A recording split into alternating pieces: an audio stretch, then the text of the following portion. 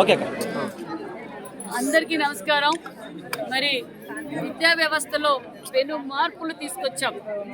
ఎందుకంటే నాణ్యతమైన విద్యతో పాటు నాణ్యతమైన భోజనం అందజేస్తూ విద్యార్థులకు మరి చిన్న వయసు నుంచే ఈ రాష్ట్రం ఎలా ఉంది, మరి రాజకీయ నాయకులు ఎలా ఉంటారు, అసెంబ్లీ ఎలా ఉంటుందో మరి ప్రత్యక్షంగా మొన్నటి రోజున మరి అసెంబ్లీ జరిపాం. Mark assembly. మరి అసెంబ్లీ బయట సెట్టింగ్ వేసి పిల్లలకు అసెంబ్లీలా ఉంటుంది, రాజ్యాంగం అంటే ఏంటి, స్పీకర్ అంటే ఏంటి, ప్రతిపక్షం అంటే ఏంటో అనేది వాళ్ళకి చిన్న స్థాయి నుంచి అంటే చిన్న విద్యార్థుల దశలో నుంచే వాళ్ళు తెలుసుకోవాలనే ఉద్దేశంతో మరి ఇతర రాష్ట్రాలు కూడా అభినందిస్తున్నాయి.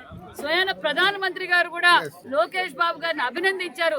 మంచి ఆలోచన, పిల్లలకి ఇలాంటి విషయాలు తెలియాలి అనే విషయాన్ని తెలియజేస్తే మరి వైసీపీ నాయకులకు అర్థం కాల. అసెంబ్లీలో మరి స్పీకర్ కూర్చొనే స్థానంలో ఎలా కూర్చోబెడతారో అంటున్నారంటే వాళ్ళు ఏ విధంగా ఉన్నారో, ఏ భ్రమలో ఉన్నారో, ఎలా రపరప నరుకుదామనే ఆలోచనలే ఉంటారే తప్ప మరి ఈరోజు ఒక పక్క యువతరు రాజకీయాల్లోకి రండి, విద్యార్థులు రాజకీయాలు తెలుసుకోండి, ఈ రాజ్యాంగం అంటే ఏంటో తెలుసుకోవాలని వాళ్ళ విద్యార్థి దశలో నుంచి ఈరోజు మేము పెనుమార్పులు తీసుకొచ్చి ఒక పక్క పేరెంట్స్ మెగా పేరెంట్స్ మీటింగ్ పెట్టడం, పిల్లలకి నాణ్యతమైన విద్య మరి సన్న బియ్యం అందజేస్తూ మరి పిల్లలకి ఎప్పటికప్పుడు నాణ్యతమైన విద్య అందజేస్తూ ఉంటే మరి అంబటి రాంబాబు గారికి కనిపించలేదేమో.